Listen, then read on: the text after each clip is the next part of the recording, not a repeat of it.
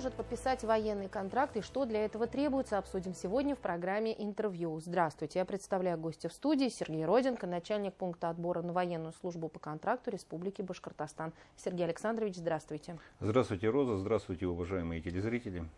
Сергей Александрович, сегодня мы обсуждаем с вами военную службу по контракту. Вот кто может подписать контракт, какие требования к тем, кто хотел бы это сделать? Подписать контракт могут граждане мужского пола в возрасте от 18 до 65 лет, годные по состоянию здоровья и, естественно, желающие заключить контракт с Министерством обороны Российской Федерации. Образование, какие-то специфические требования?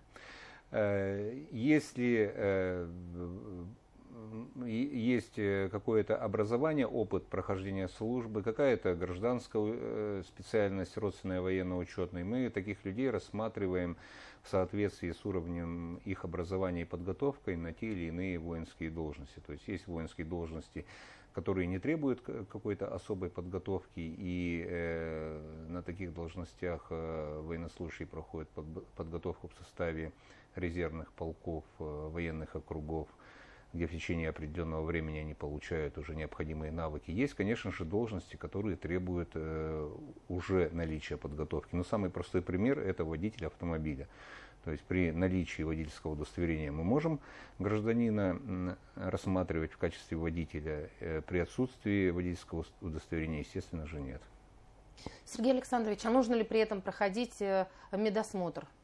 Да, одним из требований граждан, поступающих на военную службу по контракту, является годность их по состоянию здоровья. Поэтому они проходят перед заключением контракта медицинское свидетельствование, которое включает в себя диагностические исследования на социально значимые заболевания, флюорографическое обследование, а также проверку по информационно-аналитической системе Республики Башкортостан «Промед».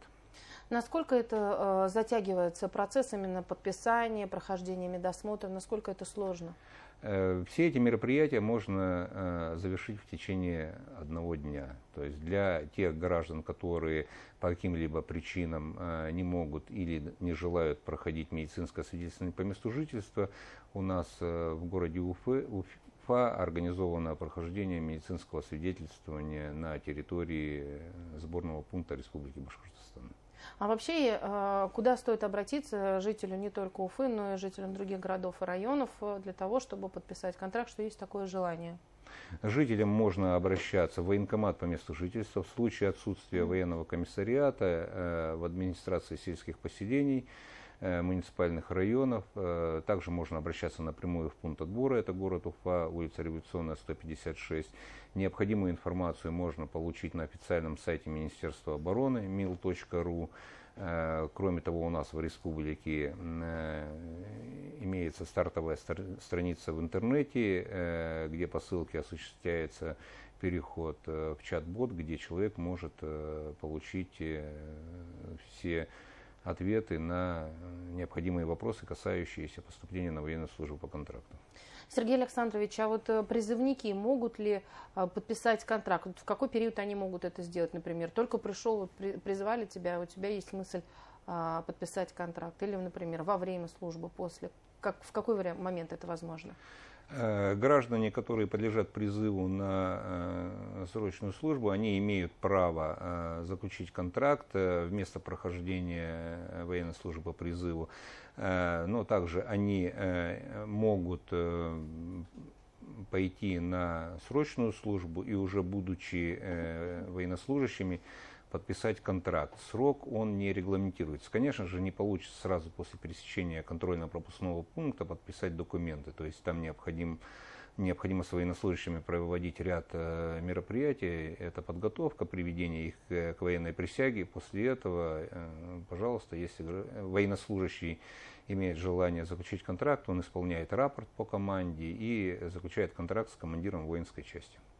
Сергей Александрович, но каждый, кто подписывает контракт, проходит, наверное, какую-то подготовку, да, для того, чтобы не сразу отправиться в зону специальной военной операции, ну, потому что даже если есть опыт за плечами, то все равно эти навыки нужно вспомнить. Организуют ли какие-то сборы? Да, конечно же, кому-то необходимо вспомнить навыки, кому-то необходимо получить хотя бы первоначальные навыки. Поэтому подготовка проводится. По подготовке и те военнослужащие, которые идут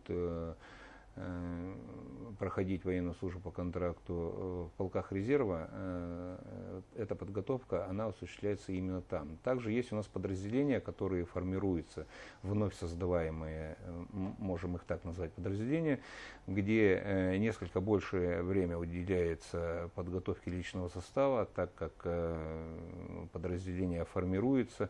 То есть мы подаем туда личный состав, воинская часть получает вооружение и военную технику, и там подготовка рассчитана до 2 месяцев. Ну, мы это видели на примере формирования наших именных подразделений. Сергей Александрович, ну мы сейчас говорим о том, что и вначале вы говорили, что сейчас очень актуальны именно специалисты, которые близки именно к военной отрасли, к военной деятельности. Я сейчас говорю о том, что вот эта специальная военная операция отличается применением различной техники, в том числе дронов и так далее. Вот именно управляющие беспилотными летательными аппаратами сейчас востребованы ли, обучают ли именно этой специальности, если вдруг человек хочет научиться с нуля? Конечно же, специалисты, они востребованы везде, и они нужны везде, в том числе и в вооруженных силах.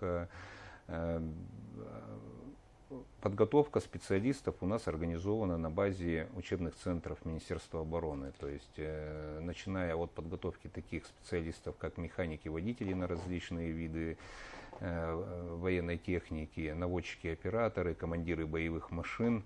У нас формируются новые подразделения, новые, в принципе, что их раньше и не существовало. Это роты беспилотных летательных аппаратов. Граждане проходят первоначальный отбор при поступлении на военную службу по контракту, то есть они должны соответствовать каким-то требованиям, и у них личность должна быть настроена на способность овладеть этой военно-учетной специальностью. Кроме того, они также проходят обучение в учебных центрах под руководством специалистов. При этом обучение, оно узконаправленное, то есть граждан обучают не всему понемногу, да, не все типы беспилотных летательных аппаратов, а именно на какие-то конкретные уже типы, и операторы потом уже их применяют в боевой обстановке. Вот на сегодняшний день у нас работает представитель нашего именного подразделения, он как раз производит такой отбор специалистов. Можно с ним обсудить, конечно же, все вопросы, он все расскажет. Кроме того, у него есть оборудование, которое позволит начинающему оператору БПЛА или соискателю этой военно-учетной специальности непосредственно вот одеть вот эти интерактивные очки, подержать в руках пульт, поуправлять беспилотников. То есть все это можно получить у нас на пункте отбора. Сергей Александрович, еще вопрос, какая сумма по выплатам? Вот сейчас бывают и муниципалитеты какие-то выплаты производят, город Уфа в частности. Вот сейчас какая сумма накапливается? Решением главы республики установлена единовременная выплата в размере 205 тысяч рублей для граждан, которые поступают на военную службу по контракту. Кроме того, главы муниципальных районов также установили свои выплаты, но там сумма варьируется в зависимости от возможностей бюджета. Конечно же, максимальная сумма – это город Уфа, но с учетом федеральной выплаты при заключении контракта на сегодняшний день можно получить единовременную выплату в размере 600 тысяч рублей. Сергей Александрович, а если говорить уже о том, с каким настроем и с какой мотивацией подписывают вот именно молодые люди, мужчины, контракт на военную службу, всегда ли это именно финансовая составляющая или наоборот, это скорее патриотические какие-то чувства?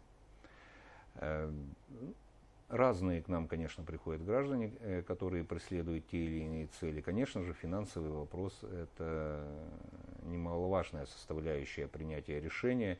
И мы тестируем совместно с Центром управления республикой наших кандидатов, которые прибывают на пункт отбора, и видим, какие же предпочтения, что ими движет для принятия решения подписания контракта. Ну, конечно же, первые два места – это финансовый вопрос и желание помочь Родине, помочь России, из чувства патриотизма. То есть это вот на первых двух местах. Близкие, родные с пониманием относятся?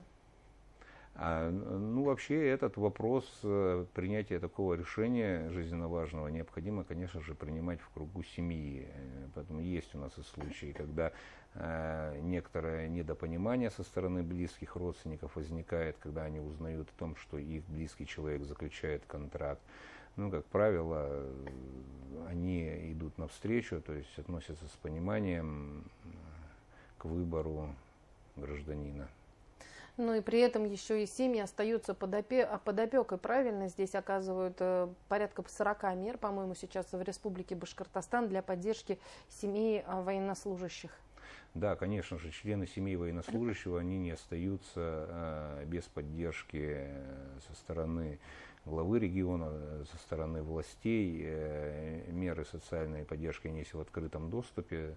То есть при оформлении документов, ну там меры, начиная от обеспечения топливом, там, сертификата на газификацию, до обеспечения детей бесплатным горячим питанием, также федеральные выплаты различные, это и льготы при поступлении детей, участников СВО, и организация их летнего оздоровительного отдыха. То есть государство, оно заботится и обеспечивает не только военнослужащих, участников специальной военной операции, но также и членов их семей. Сергей Александрович, давайте напоследок нашим телезрителям скажем, куда нужно обратиться для того, чтобы подписать службу по контракту. Может быть, есть чат-боты, горячие линии. Ну, как я уже сказал выше, это официальный сайт Министерства обороны, это единый портал государственных услуг, единый номер 117, военные комиссариаты по месту жительства, администрации сельских поселений муниципальных районов, а также непосредственно пункт отбора, улица Революционная, 156, город Уфа. Сергей Александрович, спасибо огромное, что нашли время, пришли к нам в студию, рассказали об особенностях, именно о требованиях тому, кто сейчас готовится подписать контракт на военную службу. Спасибо огромное. Спасибо вам. Это была программа «Интервью». Спасибо, что были с нами.